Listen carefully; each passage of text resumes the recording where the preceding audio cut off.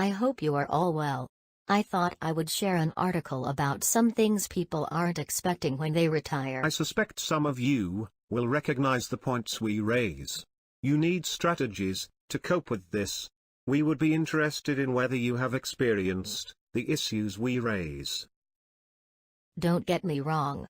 Retirement is great, but it takes adjustment, doesn't it, Harold? Yes, dear, that it does.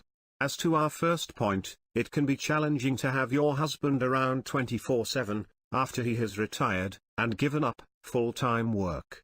This is the situation in our household, but might be reversed, and vice versa, in other households. In summary, there is no break from each other, which can be a strain. Well, the number 2 issue is that one has a lot of time on one's hands.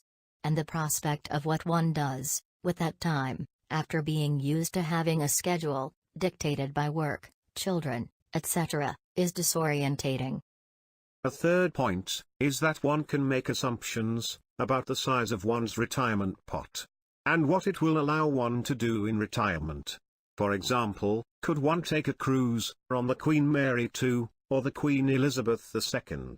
Let me check. How would you fancy that opportunity, my dear? That sounds great, Harold. How about a cruise to Norway? The fourth issue is that work can, over time, become who one is. Working 60 hours a week for years means you become institutionalized and unable to imagine a life without work. Sad, but true, for many. The shock of the change can cause health issues.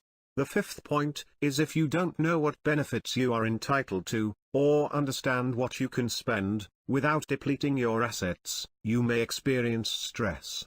In other words, money worries and concern about having financial issues, later on down the line, can loom large. I hope that helps you with your thinking. We have attached an article and YouTube video link below, as something hopefully inspirational.